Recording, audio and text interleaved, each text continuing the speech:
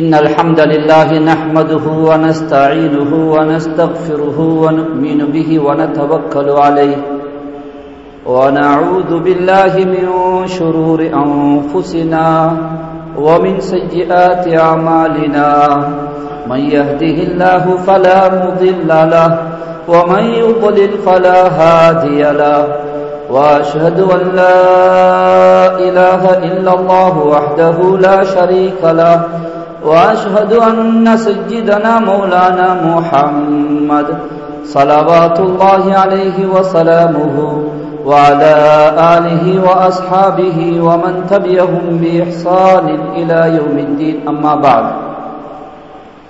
فأعوذ بالله من الشيطان الرجيم بسم الله الرحمن الرحيم يا أيها الذين آمنوا اتقوا الله حق تقاته ولا تموتن إلا وأنتم مسلمون صدق الله. சர்வலோகத்தை படைத்து பரிபாலித்து நிர்வாகம் செய்து கொண்டிருக்கக்கூடிய அல்லாஹ் ஒருவனுக்கே புகழ் அனைத்தும் அல்ஹம்துலில்லாஹ். அவனால் இவ்வையகத்தை தூய்மைப்படுத்துவதற்காக அனுப்பப்பட்ட நபிமார்களின் தலைவரான நாயகம் முஹம்மது முஸ்தபா ஸல்லல்லாஹு அலைஹி வஸல்லம் அவர்கள் மீது அவனுடைய ஸலாத்தும் சலாமும் என்றென்றும் உண்டாவதாக. மேலும் அவர்களை முழுமையாக பின்பற்றி அவர்களுடைய தோழர்கள், கிளையார்கள், தாபிஈன்கள், தபஉ தாபிஈன்கள், ஷுஹதாக்கள், சாலிஹீன்கள், அனைத்து முஃமினான ஆண்கள் பெண்கள் அனைவர்கள் மீதும் அல்லாஹு தஆலாவுடைய ரஹ்மத்தும் மக்ஃபிரத்தும் என்றென்றும் உண்டாவதாக. புனித மிகுந்த ஜும்மாவுடைய கடமையை நிறைவேற்றுவதற்காக இறை இல்லம் ஒன்று கூடியிருக்கக்கூடிய அல்லாஹுடைய நல்லடியார்களே, வாழ்க்கையின் எல்லா கட்டங்களிலும், எல்லா சந்தர்ப்பங்களிலும், எல்லா சூழ்நிலைகளிலும், எங்கிருந்த போதிலும் சரி, அல்லாஹு ஹக்கு சுப்ஹானஹு வ தஆலாவை மாத்திரம் பயந்து தக்வாவை, இறையச்சத்தை, அல்லாஹ்வுடைய பயத்தை வாழ்க்கையின் லட்சியமாகவும் குறிக்கோளாகவும் ஆக்கிக் கொள்ளுமாறு முதன்மையாக எனக்கும் அப்பால் உங்களுக்கும் தக்வாவை கொண்டு வசியத்தும் நசீஹத்தும் செய்து கொள்கிறேன். அன்பான அல்லாஹ்வுடைய நல்லடியார்களே, உலகிலே ஒவ்வொரு பொருளுக்கும் இரண்டு பக்கங்கள் இருக்குகின்றன. உள்பக்கம், வெளிப்பக்கம், வலது பக்கம், இடது பக்கம், எப்படி வேண்டுமானாலும் நாம் சொல்லலாம். ஆனால் ஒவ்வொரு பொருளுக்கும் இரண்டு சைடுகள், இரண்டு பக்கங்கள் இருப்பதை நாம் பார்க்கிறோம். பள்ளியின் உள்பக்கம், பள்ளியின் வெளிப்பக்கம், கை உடைய இரண்டு பக்கங்கள், ஒரு நாணயத்தை எடுத்தாலும் அதனுடைய இரண்டு பக்கங்கள், ஆடையின் உள்பக்கம் வெளிப்பக்கம் என்பது போன்று மனித வாழ்க்கைக்கும் இரண்டு பக்கங்கள் இருக்குகின்றன. மனித வாழ்வினுடைய இரண்டு பக்கங்கள், ஒன்று படைத்தவனோடு, மற்றது படைப்பினங்களோடு. இந்த இரண்டு பக்கங்களும் சீராக வேண்டும். ஒரு ஆடை சுத்தம் என்று நாம் சொல்வதாக இருந்தால் அதன் வெளிப்பக்கமும் சுத்தமாக இருக்க வேண்டும், உள்பக்கமும் சுத்தமாக இருக்க வேண்டும். வெளியே அழகாக இருக்குகின்றது, உள்ளே அழுக்காக இருக்குகின்றது என்றால் ஆடை அழுக்கானது என்றுதான் தீர்ப்பு செய்ய வேண்டி வரும். வெறுமனே வெளியில் மாத்திரம் சுத்தமாக இருக்குகின்றது என்று வேண்டுமானால் சொல்லலாம். ஆடை சுத்தமானதா என்ற கேள்விக்கு பதில் இல்லை, ஆடை அழுக்காக இருக்குகிறது என்றுதான் தீர்ப்பு வழங்க வேண்டி வரும். அன்பான அல்லாஹுவின் நல்லடியார்களே, மனித வாழ்வினுடைய இரண்டு பக்கங்களும், என்னுடைய உங்களுடைய இந்த இரண்டு பக்கங்களும் சீராக வேண்டும், தூய்மையாக இருக்க வேண்டும், பரிசுத்தமானதாக இருக்க வேண்டும். படைத்தவனோடு உள்ள உறவு தூய்மையாக இருக்க வேண்டும், படைப்பினங்களோடு உள்ள உறவு அழகானதாக இருக்க வேண்டும் என்பதைதான் இஸ்லாம் விரும்புகிறது. எம்மிலே சிலரை எடுத்துக்கொண்டால் அவர்களுடைய ஒரு பக்கம் நன்றாக இருக்குகிறது, அவர்களுடைய வணக்க வழிபாடுகள் அழகானதாக இருக்குகிறது, இறைவனோடு உள்ள உறவு சீராக இருக்கிறது, ஓர் அளவு சீராக இருக்குகிறது. அவர் தொழுகாத தொழுகை இல்லை, ஓதாத ஓதல் இல்லை, அவருடைய ஹஜ்ஜா உம்ராவா தான், அவருடைய இறைவனோடு உள்ள உறவோடு தொடர்புபட்ட அம்சங்களை அவர் மிகவும் முக்கியத்துவம் கொடுத்து செய்கிறார். ஆனால் மறுபுறத்திலே படைப்பினங்களோடு மக்களோடு உள்ள உறவு சீரானதாக இல்லை. அவருடைய நாவு சரியில்லை, அவருடைய கொடுக்கல் வாங்கல் சீரில்லை, அவருடைய பண்பாடுகள் நன்றானதாக இல்லை. இறைவனோடு உள்ள உறவு சீராகும் போது சில சமயம் அவரை அறியாமல் பெருமையும் கர்வமும் மமதையும் அவருக்கு வந்து விடுகிறது. நான் வணக்கவாளி, நான் தொழுகையாளி, நான் சுத்தமான ஆள், நான் நல்லவன், அவன் அப்படி, இவன் இப்படி, அவர் இப்படி என்று பிறரை தரம் தாழ்த்தி பிறரை கேவலமாக மதிப்பிடுகின்ற ஒரு நிலைமை அவரை அறியாமல் உருவாகி விடுகிறது. இன்னும் சிலரை எடுத்தால் அவருடைய மக்களோடு உள்ள உறவு ஓரளவு சீராக இருக்கும். மக்களோடு நல்ல விதமாக புழங்குவார், தான தர்மங்கள் செய்வார், பிறருக்கு உதவி ஒத்தாசைகள் செய்வார்கள், நல்ல சுபாவம் பண்புள்ளவராக அவர் இருப்பார். ஆனால் மறுபுறத்திலே இறைவனோடு உள்ள உறவு துண்டிக்கப்பட்டிருக்கும். தொழுகையிலே பொடுபோக்கு, வணக்க வழிபாடுகளிலே குறைவும் களவும், இரகசியமான பாவங்கள், மறைமுகமான இடங்களுக்கு போய்விட்டால், ஊரார் அறியாத அறிமுகம் இல்லாத ஒரு சூழலுக்கு போய்விட்டால் துணிந்து பல வகையான பாவங்களை செய்கின்றவர்களாக மாறிவிடுவார்கள். இதுவும் தவறு. ஒரு முஸ்லிம் பரிபூர்ணமான முஸ்லிமாக இருக்க வேண்டுமா? அவருடைய இரண்டு பக்கங்களும் சகோதரர்களே தூய்மையாக இருக்க வேண்டும், அழகானதாக இருக்க வேண்டும், நறுமணமானதாக இருக்க வேண்டும், கவர்ச்சிகரமானதாக இருக்க வேண்டும் என்பதையே இஸ்லாம் நாடுகிறது. இஸ்லாம் ஒரு பேலன்ஸான, நிதானமான, நடுநிலையான மார்க்கம். ஒரு பக்கம் சாயுகின்ற, ஒரு பக்கம் இழுக்குகின்ற மார்க்கம் அல்ல இஸ்லாம். கணவன் மனைவியுடைய உறவுகளிலே கணவனுக்கு சொல்ல வேண்டியதையும் சொல்லுகின்ற அதே நேரத்தில் மனைவிக்கு கணவனுடைய விடயத்திலே உள்ள கடமைகளை சொல்லுகின்றது. இரண்டு பேரையும் ஒரு நடு இடத்துக்கு கொண்டு வந்து இணைக்குகின்ற மார்க்கம் இஸ்லாம். எனவே அன்பான அல்லாஹுவின் நல்லடியார்களே, இறைவனோடு உள்ள உறவு, அல்லாஹுவோடு உள்ள உறவின் கருப்பொருள், சுருக்கம், சாராம்சம், இறையச்சம், அல்லாஹுடைய பயம், தக்வா. அல்லாஹ் எனக்கும் உங்களுக்கும் நசீபாக்குவானா. அன்பான அல்லாஹுவின் நல்லடியார்களே, ஹுத்பாவிலே யாரு வந்தாலும், என்ன தலைப்பில் பேசினாலும், எந்த காலத்தில் ஹுத்பா செய்தாலும், எந்த மொழியில் செய்தாலும், ஒரு விடயத்தை மாத்திரம் எல்லா ஹத்தீபுகளும் சொல்வதை நாங்கள் அவதானிக்குகிறோம். ஹுத்பாவுடைய துவக்கத்திலேயே அல்லாஹுவை உள்ளால் உள்ளபடி பயந்து கொள்ளுங்கள், தக்வாவை கொண்டு நான் எனக்கும் உங்களுக்கும் வசியத்து செய்கிறேன் என்று எல்லா ஹத்தீபுகளும் சொல்வதை நாம் அவதானிக்குகிறோம். முஸ்லிமுடைய ஹதீஸில் வருகிறது, ஸல்லல்லாஹு அலைஹி வஸல்லம் அவர்கள் كان رسول الله صلى الله عليه وسلم يواظب على الوصية بالتقوى في خطبته. அவர்களுடைய குத்துபாக்களிலே வளமையாக இறையச்சம், தக்வா, அல்லாஹ்வுடைய பயத்தை பற்றி வசியத்து செய்வார்கள் என்று ஹதீஸிலே வருகிறது. அன்பான அல்லாஹ்வின் நல்லடியார்களே, ஏன் ஷரியத்து குத்துபாவிலே தக்வாவை பற்றி சொல்லாவிட்டால் அந்த குத்துபா செல்லுபடியாகாது என்ற அளவுக்கு வலியுறுத்துவதற்கு தக்வாவிலே என்ன இருக்குகிறது?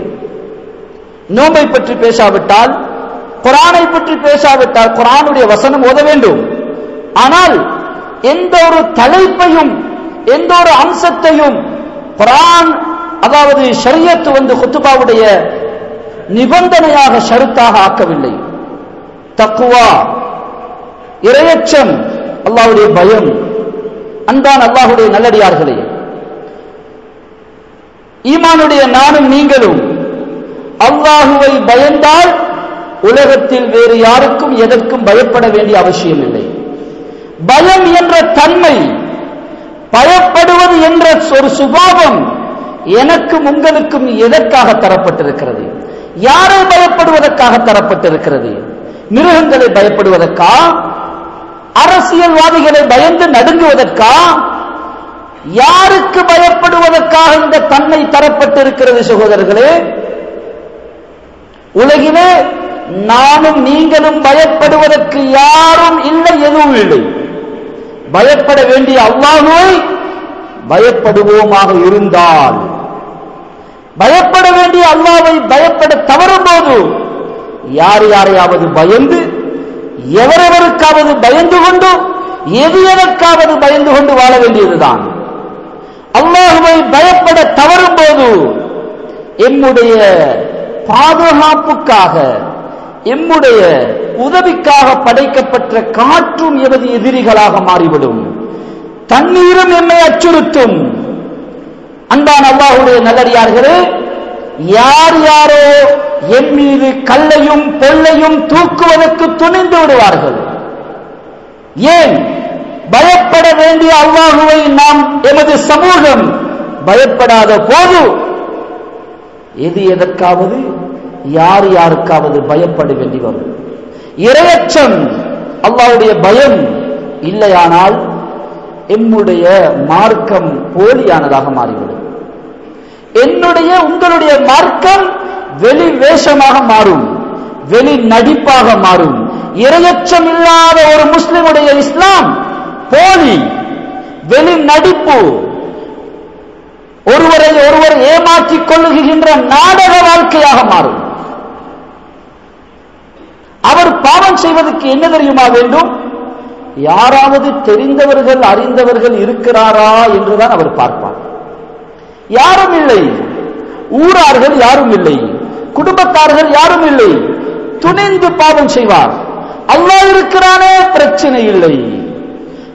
ஊரார்கள் யாராவது பார்க்குகிறார்களா? இல்லை. அல்லாஹ் பார்க்குகிறானே, அது அவருக்கு பிரச்சனையே இல்லை. ஊரார்கள் பார்த்தால் நல்லவராக இருப்பார். கதவை மூடிவிட்டால் எல்லாமே முடிந்து விட்டது என்று நினைப்பார். லைட்டை அணைத்து விட்டால் எல்லாமே முடிந்து விட்டது என்று நினைப்பார்.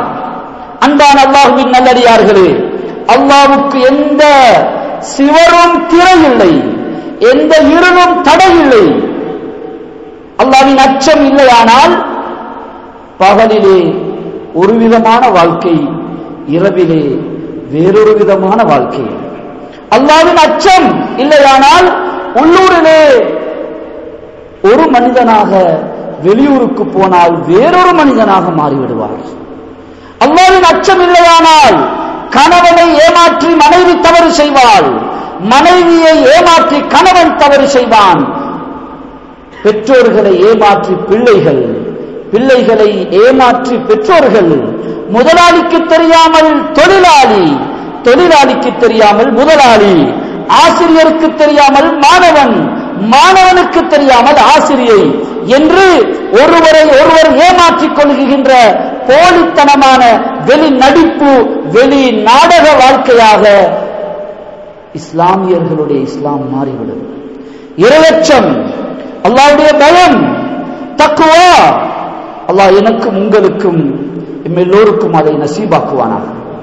எமது உள்ளங்களில் அல்லாஹ்வுடைய பயம் வந்தால், பகலாக இருந்தால் என்ன, இரவாக இருந்தால் என்ன, உள்ளூரில் இருந்தால் என்ன, வெளியூரில் இருந்தால் என்ன, தரையில் இருந்தால் என்ன, ஆகாயத்தில் பறந்து கொண்டிருந்தால் என்ன, தரையில் இருந்தால் என்ன, கடலில் இருந்தால் என்ன, பெற்றோர்கள் பார்க்கட்டும் பார்க்காமல் இருக்கட்டும், கணவனுக்கு தெரியட்டும் தெரியாமல் இருக்கட்டும், மனைவிக்கு தெரியட்டும் தெரியாமல் போகட்டும், அல்லாஹ் என்னை பார்த்துக் கொண்டிருக்கிறான், அல்லாஹ் என்னை நோட்டமிட்டுக் கொண்டிருக்கிறான் என்ற உணர்வு, அச்ச சுபாவம் வந்துவிட்டால் எமது மார்க்கம் உண்மையானதாக, சக்தி வாய்ந்ததாக, அல்லாஹ்வின் உதவி என்னோடு இணைந்துவிடும். சகோதரர்கள்,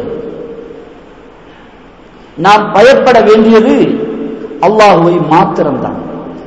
அல்லாஹுவை பயப்படும் போது அல்லாஹு தஆலா தன்னை பயப்படுகின்றவர்களை உலகத்தில் யாருக்கும் பயப்பட விடமாட்டான். இது அல்லாஹ்வின் விதிமுறை, நடைமுறை விதி, வரலாற்று உண்மை. சாதாரண ஒரு அதிகாரம் உள்ள ஒரு அதிகாரி அவருடைய மகன் யாருக்கோ ஒரு ரோட்டில் இருக்குகின்ற எவனுக்கோ பயப்படுகிறான் என்றால் நீ எதற்காக அவனுக்கு பயப்படுகிறாய்? நீ யாரு? உன்னுடைய தகப்பன் யாரு? என்னுடைய மகனாக இருந்து கொண்டு நீ யாருக்கு நான் பயப்பட வேண்டும் என்று அவருக்கு ரோஷம் வந்து விடுகிறது. ஒரு மனிதன் அவருக்கு ஏதோ ஒரு அதிகாரம் வரும்போது அவருடைய பிள்ளை வேறொருவருக்கு பயப்படுவதை அவரால் சகித்துக் கொள்ள முடியாது. என்றால் வானத்தை பூமியை படைத்தாளுகின்ற ரப்புல் ஆலமீன், ரப்புஸ் ஸமாவாத்தி வல் அர்த், மாலிக்குல் முலூக், அல் கஹார், அல் ஜப்பார், அர் ரஸாக், அல் வஹாப், அல் இகாப், சுப்ஹான தல் ஜலாலி வல் இக்ராம், அந்த ரப்புல் ஆலமீனை நானும் நீங்களும் பயப்படுவோம் என்றிருந்தால் என்னை உலகத்தில் யாருக்கும் பயப்பட விடமாட்டான். மாறாக எல்லோரையும் எமக்கு பயப்பட வைப்பான், பயமுறுத்துவான். இது வரலாற்று உண்மை சகோதரர்களே, கதை அல்ல. இது தத்துவம் அல்ல, இது உலக இயல்பு. படைத்தவனோடு படைப்பினங்கள் இணையும் போது படைப்பினங்களுடைய பயம் இல்லாமல் போய்விடுகிறது. அன்பான அல்லாஹ்வுடைய நல்லடியார்களே, அப்துல்லாஹ் இப்னு உமர் ரலியல்லாஹு தஆலா அன்ஹு சொன்னார்கள், சமிஅத்து நபிய ஸல்லல்லாஹு அலைஹி வஸல்லம் யகூல், ஸல்லல்லாஹு அலைஹி வஸல்லம் சொல்வதை நான் கேட்டிருக்கிறேன், இன்னமா யுஸல்லத்து அலா இப்னி ஆதம மா காஃபஹு இப்னு ஆதம். மனிதர்கள் எதை பயப்படுகிறார்களோ அதைத்தான் அல்லாஹ் அவர்கள் மீது சாட்டுவான். அல்லாஹ்வை பயப்பட வேண்டிய அல்லாஹ்வின் அடியார்கள் அல்லாஹ்வை விட்டுவிட்டு எதை பயப்படுகிறார்களோ, யாரை பயப்படுகிறார்களோ அதையே அல்லாஹ் சாட்டி விடுவான். பயந்து கொண்டு வாழு என்று. வலவ் அன்ன இப்ன ஆதம் லம் யக்ஷ இல்லல்லாஹ் வலம் யுஸல்லித் அலைஹி கைரஹு. ஆதமுடைய மனிதன் அல்லாஹ் அல்லாத எவரையும் பயப்படாமல் இருந்தால் அல்லாஹ் தன் அல்லாத எவரையும் பயப்பட விட மாட்டான். அன்பான அல்லாஹ்வின் நல்லடியார்களே, நானும் நீங்களும் அல்லாஹ்வை பயப்படுகின்றவர்களாக மாறினால் என்னை சுற்றி உள்ளவர்களுடைய உள்ளங்களிலே கோழைத்தனத்தை அல்லாஹ் போடுவான், அச்சத்தை போடுவான். அவர்கள் நினைப்பார்கள், இந்த முஸ்லிம்கள் மீது நாம் கை வைத்தால் நாம் நாசம்தான், இவர்கள் மீது கை வைத்தால் எமது ஆட்சி சின்னாபின்னமாக ஆகிவிடும் என்ற உணர்வை, அச்ச சிந்தனையை, ஒரு பயத்தை அல்லாஹ் அவர்களுடைய உள்ளங்களிலே போடுவான். அல்லாஹ்வை பயப்பட வேண்டிய நானும் நீங்களும் அல்லாஹ்வை பயப்பட தவறும் போது இந்த பயம் என்ற தன்மை எங்காவது உபயோகமாக வேண்டும் அல்லவா? அல்லாஹ்வை பயப்பட தவறும் போது இப்போது யாரையாவது பயந்துதான் ஆக வேண்டும். எனவே அல்லாஹ் எம்முடைய சேவைக்காக, எம்முடைய பணிவிடைக்காக, பாதுகாப்புக்காக படைத்த படைப்புகளை எல்லாம் எம்முடைய எதிரிகளாக, விரோதிகளாக, காற்று, மழை, தண்ணீரிலிருந்து எம்மை அச்சுறுத்துகின்ற அச்சுறுத்தல்களாக மாறும். ஒன்றுக்கும் உதவாத உதவா கரைகள் கல்லையும் பொல்லையும் தூக்க துணிவார்கள். எனவே அன்பான அல்லாஹ்வுடைய நல்லடியார்களே, நாம் அல்லாஹ்வுடையவர்கள். இந்த பூமி எமக்காக, நாம் அல்லாஹ்வுக்காக என்று ஆனால் உலகம் எமக்காக என்பதை நாம் மறந்துவிடக் கூடாது. எமது வாழ்க்கையின் லட்சியம் இறைவனுடைய அடிமைகளாக இந்த பூமியிலே வாழ்வது. அல்லாஹ்வின் அடிமைகளாக வாழ நாம் தயங்கினால் காசுக்கு அடிமையாக, பணத்துக்கு அடிமையாக, எவரவருக்கோ அடிமையாக, ஆசைகளுக்கு அடிமையாக வாழ வேண்டியதுதான். எனவே அன்பான அல்லாஹ்வுடைய நல்லடியார்களே, மனித வாழ்வினுடைய இரண்டு பக்கங்களில் ஒரு பக்கத்தை நாம் பேசினோம். ஒரு பக்கம் படைத்தவனோடு இந்த உறவு சீராக வேண்டும். அந்த உறவின் கருப்பொருள் இறையச்சம்.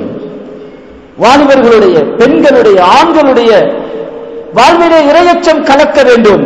எமது பொருளாதார வியாபாரத்தோடு இறையச்சம் கலக்க வேண்டும். எமது குடும்ப வாழ்க்கையில் இறையச்சம் பிரதிபலிக்க வேண்டும்.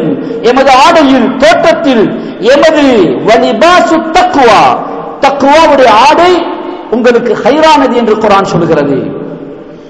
சுன்னா ஸல்லல்லாஹு அலைஹி வஸல்லமுடைய சுன்னாக்களை எடுத்து நடக்குகின்ற, இறையச்சம் பிரதிபலிக்குகின்ற தோற்றம், வடிவம், ஆடை, எமது ஆடையிலிருந்து எமது வீட்டு வாழ்க்கை, வெளி வாழ்க்கை, வியாபார கொடுக்கல் வாங்கல் வரை இறையச்சம் பிரதிபலிக்க வேண்டும் சகோதரர்களே. எனவே மனித வாழ்வினுடைய மறுபுறம் படைப்பினங்களோடு, மனித வாழ்வினுடைய மறு சைடு, அடுத்த பக்கம் படைப்பினங்களோடு. சகோதரர்களே, நாம் யாரோடு வாழுகிறோம்? யாரோடு வாழுகிறோம்? மலக்குகளோடா? இல்லை, மனிதர்களோடு. மனிதன் என்றால் தவறு இழைப்பவன், தவறு செய்பவன், மனைவியாக இருக்கட்டும், என்னுடைய பிள்ளைகளாக இருக்கட்டும், மொஹல்லா வாசிகளாக இருக்கட்டும், எம்மிடத்திலே வேலை செய்கின்ற ஸ்டாஃப்களாக இருக்கட்டும், நண்பர்களாக இருக்கட்டும், சகோதர சகோதரிகளாக இருக்கட்டும், பெற்றோர்களாக கூட இருக்கட்டுமே, மனிதர்கள் என்றால் தவறு செய்பவர்கள். தவறு இல்லாதவர்களோடு தான் நாம் வாழ வேண்டும் என்றிருந்தால் மலக்குகளோடு தான் வாழ வேண்டும். தவறுகளை சகித்துக் கொள்கின்ற, தவறுகளை அழகாக அணுகுகின்ற சிறந்த பண்பாடு தேவைப்படுகிறது. மனித படைப்போடு நாம் வாழுகிறோம். இங்கே நாம் 500 பேர் இருக்கிறோம் என்றால், இந்த சபையிலே உள்ள 500 பேரும் 500 பேருக்கு எல்லா வகையிலும் மாறுபட்ட, வேறுபட்ட வித்தியாசங்களை உடையவர்கள். வயதிலே வித்தியாசம், முகவாக்கிலே வித்தியாசம், அனுபவங்களிலே வித்தியாசம், குடும்ப பின்னணியிலே வித்தியாசம், அறிவு பண தரத்திலே வித்தியாசம். சுப்ஹானல்லாஹ், மாறுபட்ட, வேறுபட்ட எல்லா அடிப்படைகளிலும் வித்தியாசமான ஒரு சமூகத்தோடு முட்டிக்கொள்ளாமல், மோதிக்கொள்ளாமல் வெற்றிகரமாக நகர வேண்டும் என்றிருந்தால் சிறந்த பண்பாடு, விசாலமான மனது, விட்டு கொடுக்குகின்ற மனப்பான்மை, பிறரை மதிக்குகின்ற தன்மை தேவைப்படுகிறது சகோதரர்களே. உள்ளம் விசாலமாக இருக்க வேண்டும்.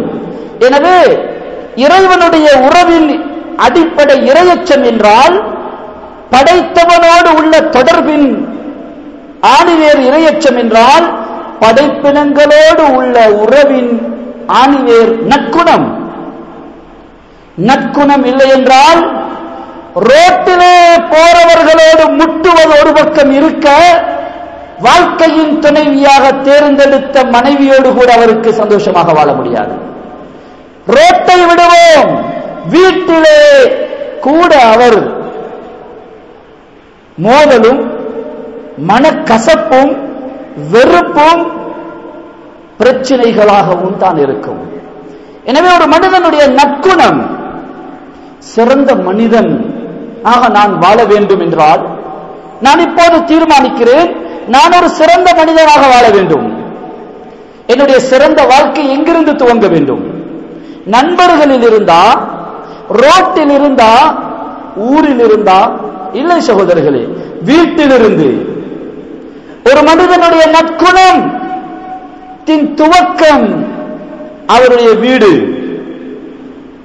ரோட்டுக்கு நல்லவராக இருப்பது இலகு, ஊருக்கு நல்ல மனிதனாக நடிப்பது மிக இலகுவானது. எப்போதாவது ஒருக்க சந்திக்குகின்ற ஒரு மனிதரோடு நல்லவராக நடித்துவிட்டு சிரித்துவிட்டு போவது, இருந்திருந்து நடக்குகின்ற சந்திப்புகளை சிரிப்பாக மாற்றிக்கொள்வது சிரமம் இல்லை. ஆனால் இரவும் பகலுமாக ஒன்றாக ஒன்றர கலந்து இணைந்து பிணைந்து இருக்குகின்ற அந்த உறவு, அதை அழகானதாக, நறுமணமானதாக, பிரகாசமானதாக, தூய்மையானதாக ஆக்குவதுதான் சிரமம். எனவே சகோதரர்களே, இது ஒரு நீண்ட தலைப்பு. இஸ்லாமிய குடும்பவியல் எவ்வளவு அற்புதமான ஒரு நறுமணமான வாழ்க்கையை இஸ்லாம் திருமணம் என்று தமிழிலே சொல்கிறார்களே, மிக பொருத்தமாக தான் சொல்லியிருக்கிறார்கள். மனம், அந்த மனமும் திருமணம். திரு என்றால் உயர்ந்தது என்ற அர்த்தம். சிறந்த மனிதனுக்கு திரு என்று சொல்வார்கள். அவருடைய பேருக்கு முன்பாக திரு என்ற வார்த்தையை பயன்படுத்துவது மிக மரியாதைக்குரிய ஒரு சொற்பிரயோகம். மனம், இரு மனங்களும் ஒன்றிணைந்து நறுமணமாக மாறி அது திருமணமாக மாற வேண்டும். நறுமணத்தை விடவும் ஒருபடி மேலே சென்று திருமண வாழ்க்கை என்பது வெறும் உடலோடு உடல் சேர்ந்து ஊருக்கு நாடகம் நடிக்குகின்ற போலித்தனமான ஒரு குடும்ப வாழ்க்கை அல்ல. 4 பேருக்கு முன்பாக கைகோர்த்து, ஊராருக்கு முன்பாக கணவன் மனைவியாக, ரோட்டிலே, பங்கனிலே, பிறருடைய வீட்டிலே கணவன் மனைவியாக நடிப்பது அல்ல, தன் வீட்டிலே கணவன் மனைவியாக நறுமணமான வாழ்க்கை வாழ வேண்டும். சகோதரர்களே, இஸ்லாம் சிறந்த ஒரு இஸ்லாமிய குடும்ப வாழ்க்கையை கூறுகிறது. ஆனால் எமக்கு அதற்கு தொடர்பே கிடையாது. இஸ்லாமிய குடும்ப வாழ்க்கை இன்று அல்லாஹ்வும் ரசூலும் சொன்ன வாழ்க்கை அல்ல நாம் வாழுவது. யாரோ நடிக்குகின்ற நாடகங்களையும் எவரோ நடிக்குகின்ற சினிமாக்களையும் பார்த்துவிட்டு நடிப்பை வாழ்க்கையாக்க பார்க்குகிறோம். அது நடிப்பு சகோதரர்களே. அவன் நடிகன், அவன் செய்வது ஆக்டிங், அவனுடைய பேரே ஆக்டர், நடிக்குகிறான். அவனுடைய சிரிப்பும் நடிப்பு, அவருடைய அன்பும் நடிப்பு. நடிப்பை வாழ்க்கையாக்க பார்க்குகிறோம். இதுதான் பிரச்சனை இன்று. அன்பான சகோதரர்களே, ஸல்லல்லாஹு அலைஹி வஸல்லம் கூறியது நடிப்போ நாடகமோ அல்ல, வாழ்க்கை. மனைவி ஒரு கணவனுக்கு செய்ய வேண்டிய கடமைகளை இஸ்லாம் சொல்லுகிறது. அதே நேரத்தில் ஒரு கணவன் மனைவியோடு எப்படி நடக்க வேண்டும் என்பதை இஸ்லாம் சொல்கிறது. நிறைய பேர் பயான்களிலே மனைவி ஒரு கணவனோடு எப்படி நடக்க வேண்டும், மனைவியுடைய கடமைகள் என்ன என்று வாய்க்கிழிய பேசுகிறார்கள். ஆனால் மறுபுறத்திலே ஒரு கணவன் மனைவியோடு எப்படி நடக்க வேண்டும் என்ற ஒரு சிறந்த வாழ்க்கை திட்டத்தை இஸ்லாம் சொல்லுகிறது. ஒரு விடயத்தை மாத்திரம் நான் சொல்லி முடித்துக் கொள்கிறேன். உங்களிலே சிறந்தவர் யார், உங்களிலே சிறந்தவர் யார் என்ற கேள்வியை இந்த சபையிலே கேட்கப்பட்டால் நாம் என்ன சொல்லுவோம்? ஊர் தலைவர் எங்களிலே சிறந்தவர், பெரிய ஆலிமாக இருப்பவர் தான் எங்களிலே சிறந்தவர், குர்ஆனை மனனம் செய்த ஹாஃபிஸாக இருப்பவர் எங்களிலே சிறந்தவர், சமூக சேவை செய்கின்றவர் சிறந்தவர், தான தர்மங்கள் கொடுக்குகின்ற தனவந்தர் சிறந்தவர் என்று என்னென்னவோ சொல்வோம். ஆனால் ஸல்லல்லாஹு அலைஹி வஸல்லம் இந்த கேள்விக்கு பதில் சொல்வதை கேளுங்கள். ஆக்ஸ்போர்ட் யூனிவர்சிட்டி பல்கலைக்கழகத்திலே இஸ்லாமிய ஆய்வு மையத்தின் பொறுப்பாளராக இருந்த டாக்டர் வின்சிக் ஒரு அந்நிய ஒரு ஆய்வாளர் சொல்லுகிறார், இஸ்லாமிய தத்துவங்கள், முஹம்மது ஸல்லல்லாஹு அலைஹி வஸல்லம் சொல்லியிருக்கக்கூடிய தத்துவங்கள் உலகத்திலே எந்த கிரேக்க தத்துவ ஞானிகளாலும் அதை மிகைக்க முடியாது என்று சொல்கிறார். ஸல்லல்லாஹு அலைஹி வஸல்லம் சொல்வதை கேளுங்கள். ஹைருக்கும், உங்களிலே சிறந்தவர் யார் தெரியுமா? ஹைருக்கும் லி அஹ்லிஹி, தன்னுடைய குடும்பத்துக்கு மனைவிக்கு சிறந்தவராக யார் வாழுகிறாரோ அவர்தான் உங்களிலே சிறந்தவர் என்று சொல்கிறார். அன்பான சகோதரர்களே, தனது அதிகாரத்துக்கு கீழே இருக்குகின்ற, தான் செலவழித்து தன்னுடைய கட்டுப்பாட்டுக்கு கீழே இருக்குகின்ற மனைவிக்கு ஒருவர் சிறந்தவராக வாழ்ந்துவிட்டால் அவர் உலகத்திலே எல்லோருக்கும் சிறந்தவராக இருப்பார். ஊருக்கு நல்லவராக இருப்பவர் வீட்டுக்கு நல்லவராக இருக்க வேண்டும் என்ற அவசியம் கிடையாது. நண்பர்களுக்கு நல்லவராக இருப்பவர் மனைவிக்கு நல்லவராக இருப்பார் என்ற அவசியம் கிடையாது.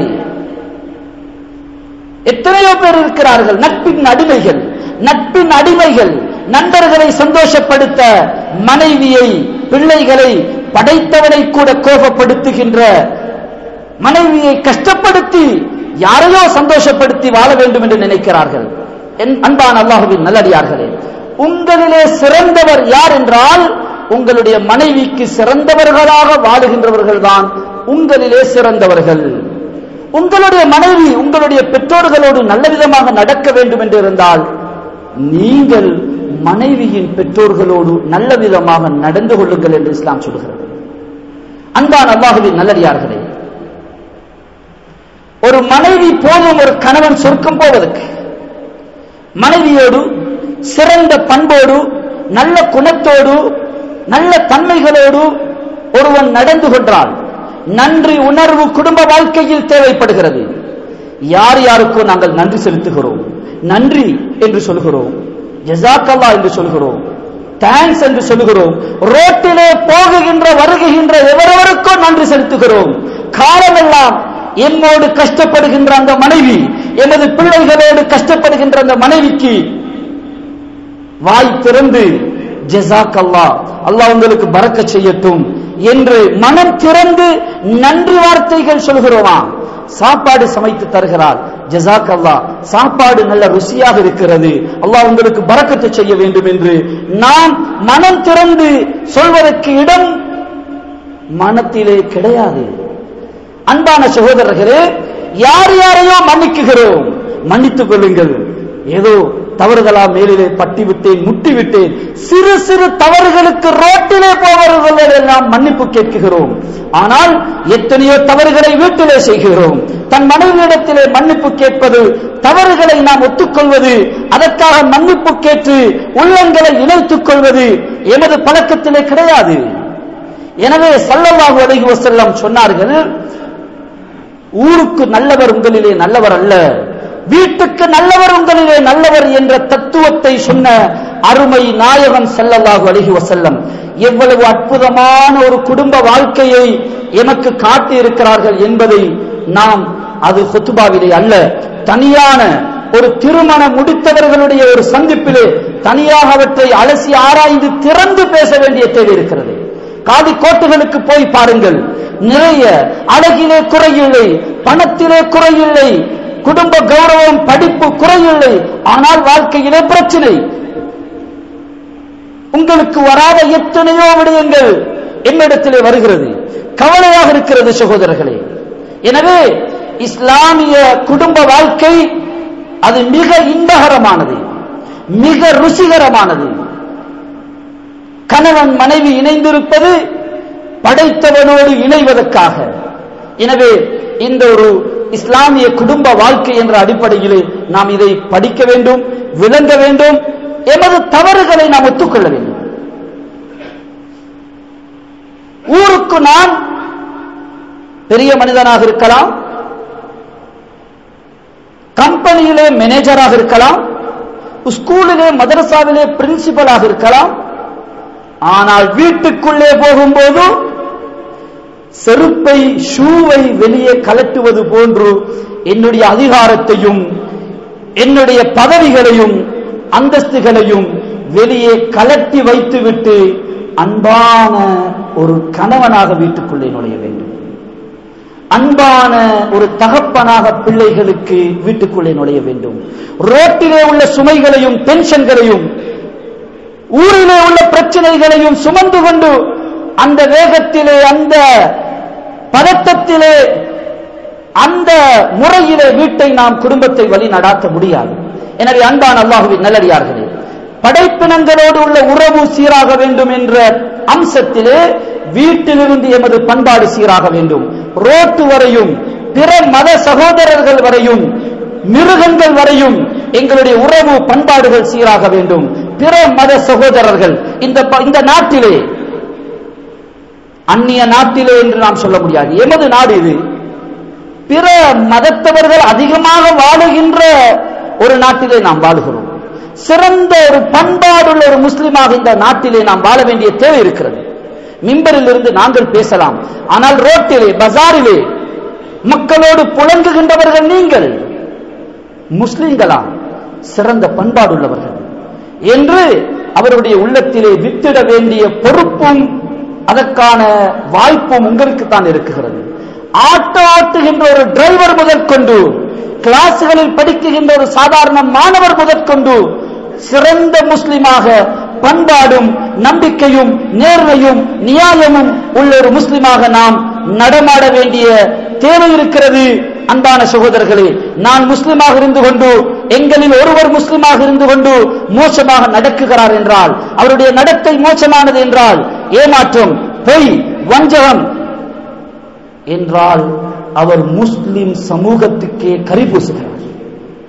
அவருடைய தவறு அவரோடு மாத்திரம் அல்ல, முழு இஸ்லாமிய சமூகத்தை கொச்சைப்படுத்துகிறார். நீங்கள் ஒரு முஸ்லிமாக இருந்து கொண்டு ஒரு சேவை செய்கிறீர்கள், நம்பிக்கையாக நடக்குகிறீர்கள், நேர்மையாக நடக்குகிறீர்கள், சிறந்த பண்பாட்டாளராக ஆபீஸிலே, ஸ்கூலிலே, ரோட்டிலே, பஜாரிலே நடந்து கொள்கிறீர்கள் என்றால் இது பெரும் தர்மம் சகோதரர்களே. உங்களுடைய நல்ல பேர் உங்களுக்கு மாத்திரமல்ல, முழு இஸ்லாமிய சமூகத்துக்கும் நீங்கள் நல்ல பேர் வாங்கி கொடுக்கிறீர்கள். இது செயல் வடிவிலான தாவா. எனவே அல்லாஹு ஜல்ல ஷானஹு வ தஆலா என்னை முழுமையான சிறந்த முஸ்லிம்களாக ஆக்கி வைக்க வேண்டும். இன்றைய குத்துபாவுடைய சாராம்சம், எமது மனித வாழ்விலே இரண்டு பக்கங்கள் இருக்குகின்றது. ஒரு பக்கம் படைத்தவனோடு, மறுபக்கம் படைப்பினங்களோடு. படைத்தவனோடு உள்ள உறவும் சீராக வேண்டும், அதன் அடிப்படை இறையச்சம். படைப்பினங்களோடு உள்ள உறவும் சீராக வேண்டும், அதன் அடிப்படை நற்குணம். அந்த நற்குணம் வீட்டிலிருந்து துவங்கி ரோட்டு வரை அல்ல, மனித வரை அல்ல, மிருகங்கள் வரையும், மரம் செடி கொடி வரையும் நாம் சேவை செய்கின்றவர்களாக ஆக வேண்டுமே தவிர எம்மால் ஒரு மனிதனுக்கு அல்ல சகோதரர்களே, ஒரு ஆடு மாடு பிராணி அல்ல, ஒரு மரம் செடிக்கு கூட சேதம் ஏற்படக்கூடாது. ஒரு மரம் செடியை கூட நாம் சேதப்படுத்தாத ஒரு சிறந்த பண்பாட்டாளர்களாக நாம் வாழ வேண்டும். அல்லாஹு ஜல்ல ஷானஹு வ தஆலா எமக்கு இறையச்சத்தை தந்தருள்வானாக, அல்லாஹ்வுடைய பயத்தை தந்தருள்வானாக. யா அல்லாஹ், உன்னுடைய இறையச்சத்தை கொண்டு எமது வாழ்வை நீ ஒளிமயமானதாக ஆக்குவாயாக. எமது குடும்ப வாழ்க்கைகளை மகிழ்ச்சிகரமானதாக, இன்பகரமானதாக ஆக்கி அருள்வாயாக. சிறந்த பண்பாடுள்ள, விட்டு கொடுக்கும் மனப்பான்மையுள்ள, பிறரை மதிக்கக்கூடிய சிறந்த முஸ்லிம்கள் என்னை வாழ வைப்பாக. நம்பிக்கை, நேர்மை, நியாயம் போன்ற நல்ல பண்புகளை தந்தருவாயாக. பெருமை, கர்வம், மமதை, உலக ஆசை, பண ஆசை, பதவி ஆசை போன்ற மோசமான பயங்கரமான வியாதிகளை விட்டும் எம்மை பாதுகாத்தருவாயாக. உலகெங்கும் உள்ள இஸ்லாமிய நாடுகளை பாதுகாப்பாயாக. எமது நாட்டிலும் முழு இஸ்லாமிய நாடுகளிலும் ஒற்றுமை ஏற்படுத்துவாயாக. எத்தனையோ நாடுகளில் முஸ்லிம்கள் யா அல்லாஹ் பெரும் சேவங்களுக்கு ஆளாகி இருக்கிறார்கள். யா அல்லாஹ், அவர்களுடைய நிலைமைகளை சீராக்குவாயாக. சீரான நல்ல நிலைமைகளை ஏற்படுத்துவாயாக. உலகெங்கும் சாந்தி சமாதானத்தை பரப்புவாயாக. இந்த நாட்டிலே இஸ்லாத்துக்கும் முஸ்லிம்களுக்கும் சாதகமான சூழ்நிலைகளை உருவாக்குவாயாக. நாமும் ஹிதாயத்தோடு வாழ்ந்து பிறருக்கும் ஹிதாயத்து கொடுக்கக்கூடிய ஒளிமயமான வாழ்க்கையை வாழ தௌஃபீக் செய்வாயாக. வாஹிரு தாவானா அல்ஹம்துலில்லாஹி ரப்பில் ஆலமீன். For more lectures, visit slhub.com.